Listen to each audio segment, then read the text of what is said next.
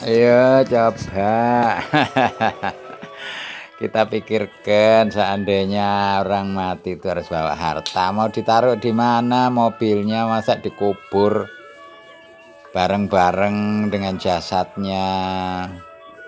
Yang punya sapi masa sapinya ya diikutkan. Nah makanya itulah yang harus dipahami bahwa tidak ada yang kita bawa.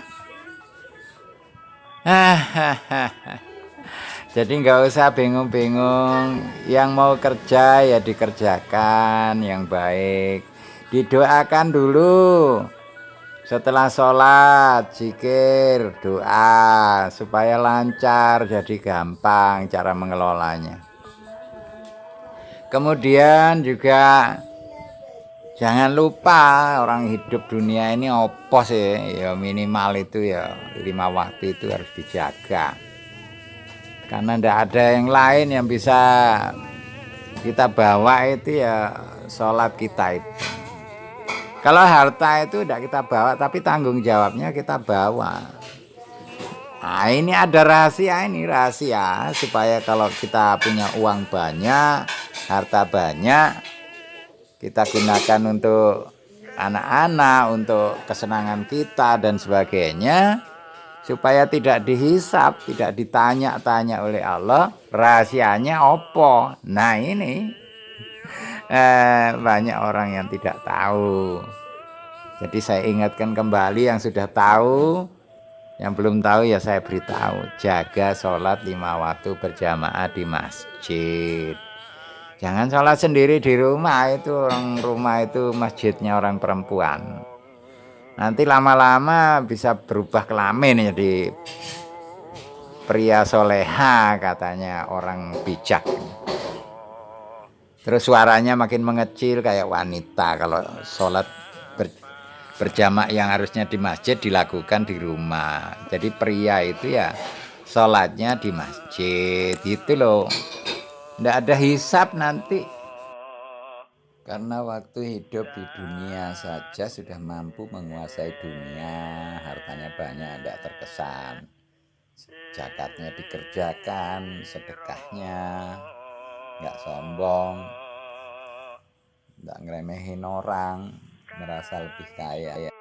Dan yang paling penting ya bisa jaga sholat itu. Kalau sudah orang bisa jaga sholat, dalam keadaan apapun itu nanti tidak akan ditanya-tanya, sudah perkara harta kita apapun, karena waktu di dunia sudah bisa ngalahkan.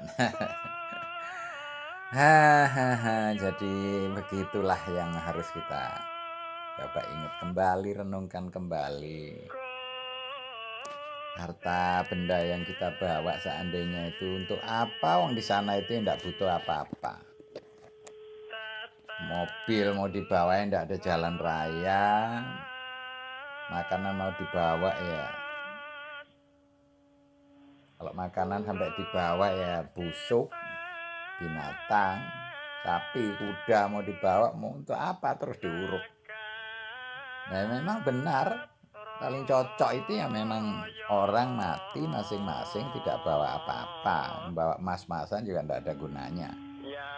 Bawa amal-amal perintah dari Tuhan yang Maha Kuasa, yang telah menciptakan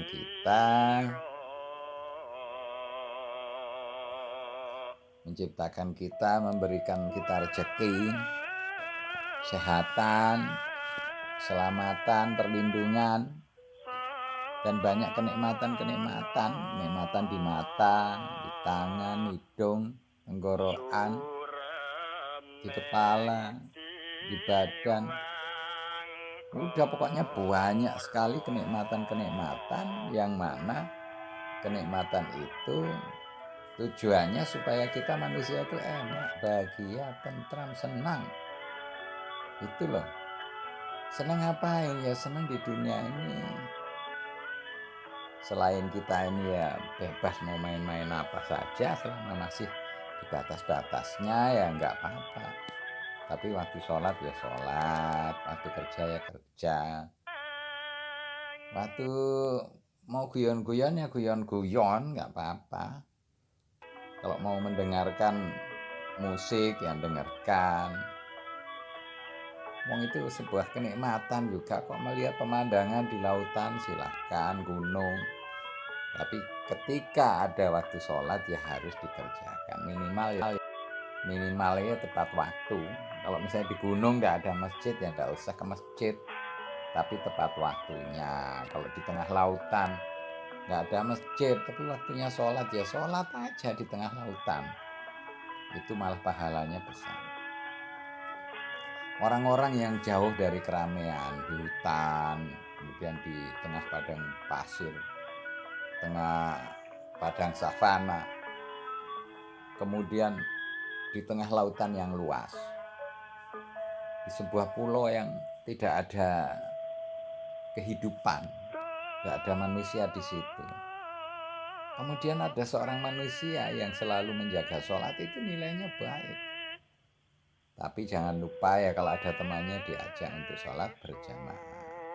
Itu loh, manusia itu enaknya itu selama masih mengikuti apa saja yang telah digariskan, diputuskan oleh Allah yang buat kita ini aman-aman saja, tentram, hatinya ya enak.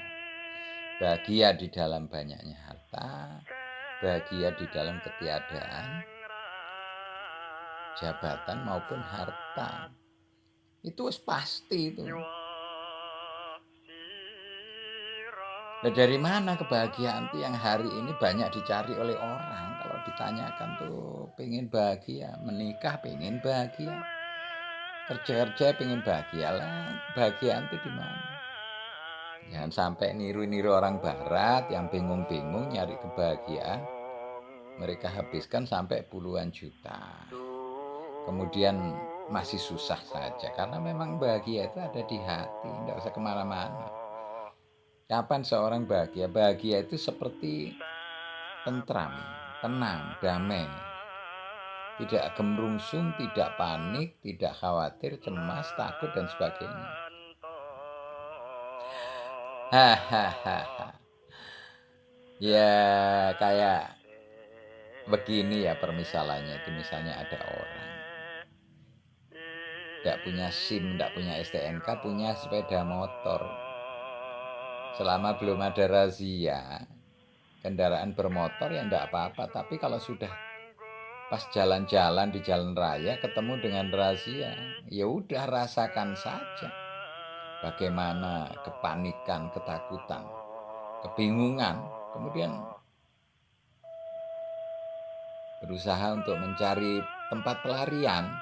Nah itulah yang disebut ketidakbahagiaan, kecemasan, ketakutan.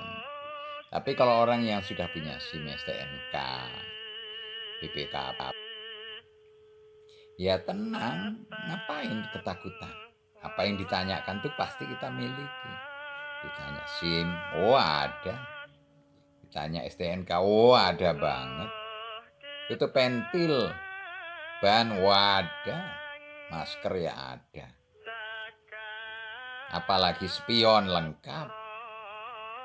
Nah begitulah hari ini apabila ada orang yang gelisah, tidak bisa bahagia, cemas, khawatir. Bisa jadi dia tidak punya sholat atau sholatnya tidak lengkap.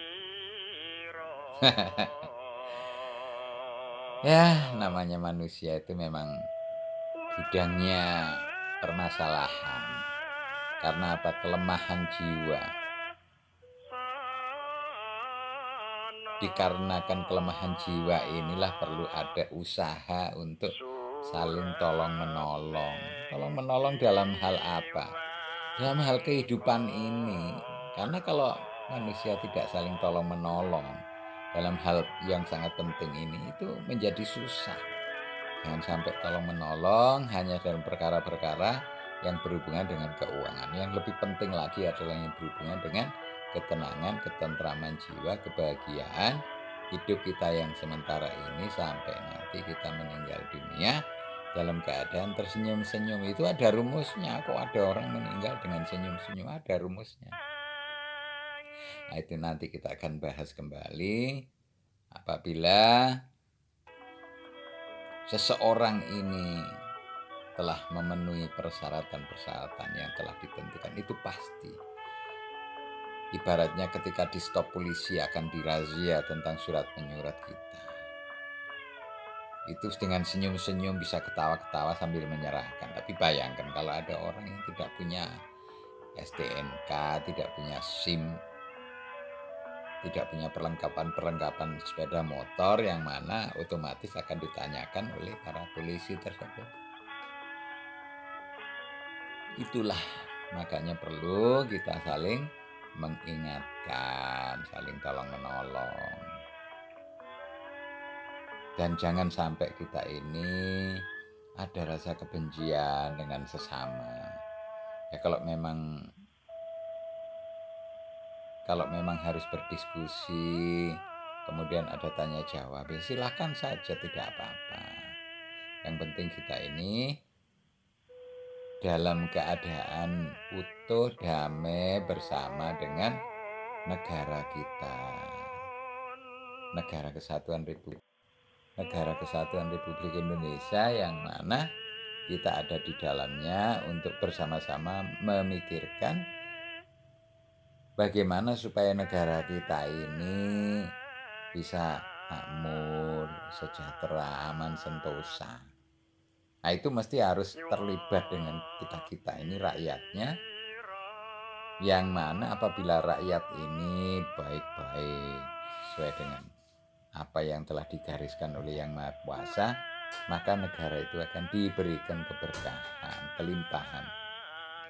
kelimpahan dari langit itu banyak macamnya. Kemudian akan dikeluarkan kelimpahan dari bumi juga banyak macamnya.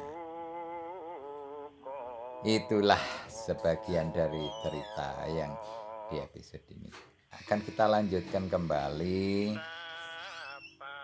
di episode yang selanjutnya, yang ketiga, yang akan kita bahas bagaimana supaya kita ini bisa tersenyum-senyum terus walaupun dalam keadaan tidak dalam keadaan good mood maupun good money.